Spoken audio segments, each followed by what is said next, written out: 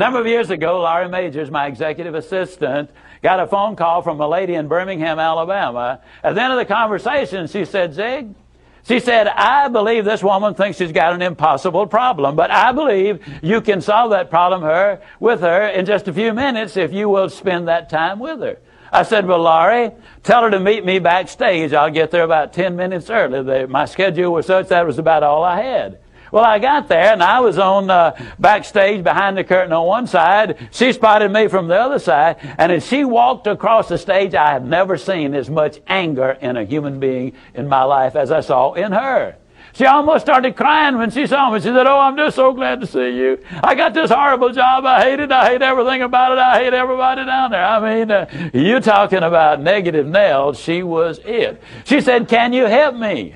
Now, understand, I've only got about 10 minutes. So I looked at her, and one thing I have learned, I don't do counseling, but I talk with a lot of people who do, in psychology, psychiatry, and the ministry. And they tell me that everybody who comes to you with a problem are not necessarily looking for a solution. I couldn't understand that for a long time. Why do they bring you a problem if they don't want to solve it? Well, I can tell you why. They want to tell you about it, you about it, you about it, you about it, and you about it. And if you foul up the deal and solve the problem, they can't tell you again, you again. They want the attention that goes with the problem. And every company just about it has that kind of an individual. They want the attention that goes with griping and complaining. Well, I looked at the lady, and it wasn't unkindly, but firmly I said to her, yes, and you know, ma'am, I'm afraid your problem is about to get worse. She said, what do you mean? I said, I believe they're going to fire you. She was stunned. I couldn't have stunned her more if I'd hit her in the face with a bucket of ice water. She said, fire me? Why on earth would they fire me?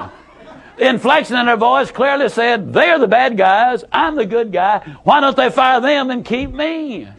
Have you ever noticed that people who are the problem never recognize that they are? They're in complete denial. They think denial is just a river in Egypt. Why would they fire me? I said, ma'am, I don't believe there's a company in America big enough to contain this much poison in one small spot. Have you ever noticed that when somebody is about to lose something they've been complaining about, whether it's a car, a home, a mate, a job, or whatever, when all of a sudden it appears they're going to lose them, it takes on brand new value. She looked at me and said, well, what can I do?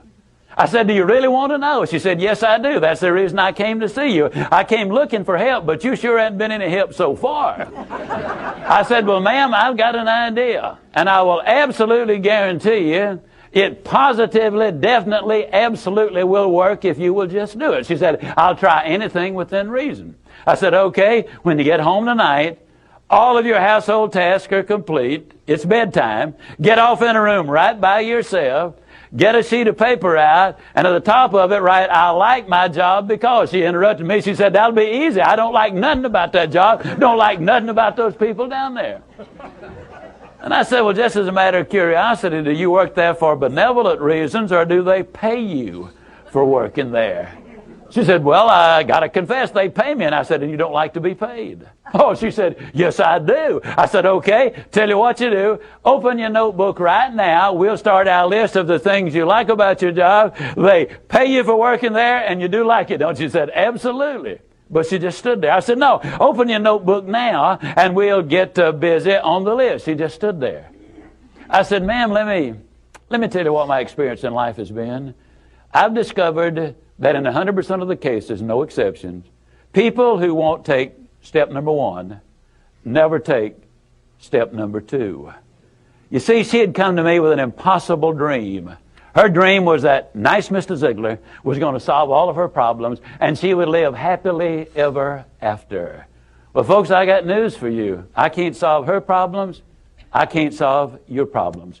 But I will give you some steps that I'll absolutely, definitely, and positively will work for you, as it worked eventually for her. I said, well, ma'am, let me tell you something. Unless you're willing to take step number one right now, it's been nice talking with you. She angrily opened her notebook. Before we got through, there were 22 things she liked about her job. Not only did they pay her for working there, they paid her above average.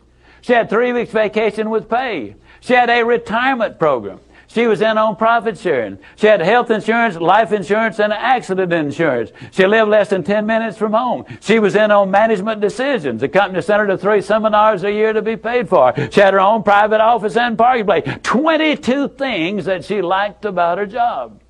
Now I said, man, when you get home tonight, everything is finished. Get off in a room right by yourself. Close the doors, change one word from I like my job to I love my job. Get in front of that mirror, and folks, I cannot say this strongly enough, but I'm going to try. The eyes are the windows of the soul. Look yourself in the eye, and with excitement and enthusiasm, say, I love my job because they pay me for working there. I love my job because they pay me above average for working there. I love my job because they have a wonderful insurance program. I love my job before every one of the statements. You will sleep better that night.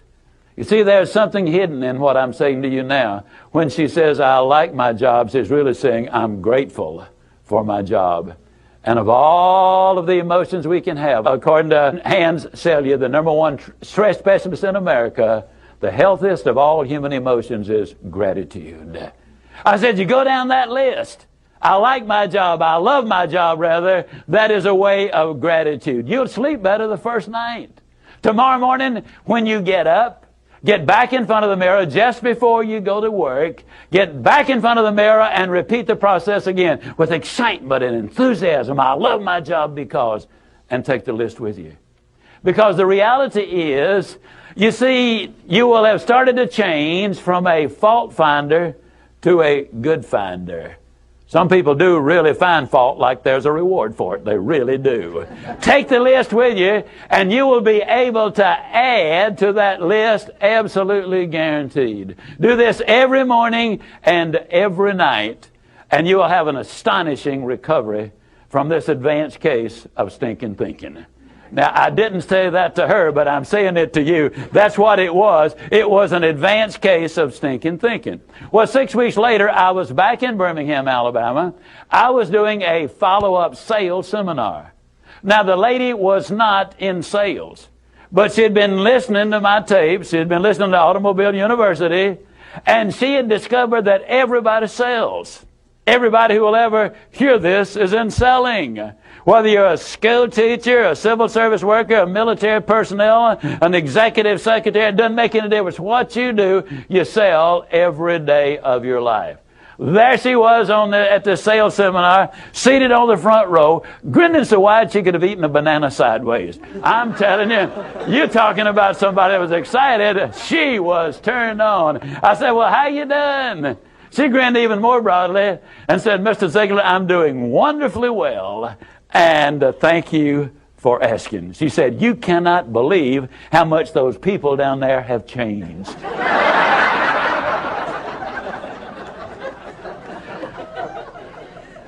I got a lid on the line, folks. You're not going to change anybody else till you change you. Everything really does begin with you. Now, you see, the unfortunate thing, this lady had been raised in a very negative environment. First, her parents had told her that she'd never amount to anything.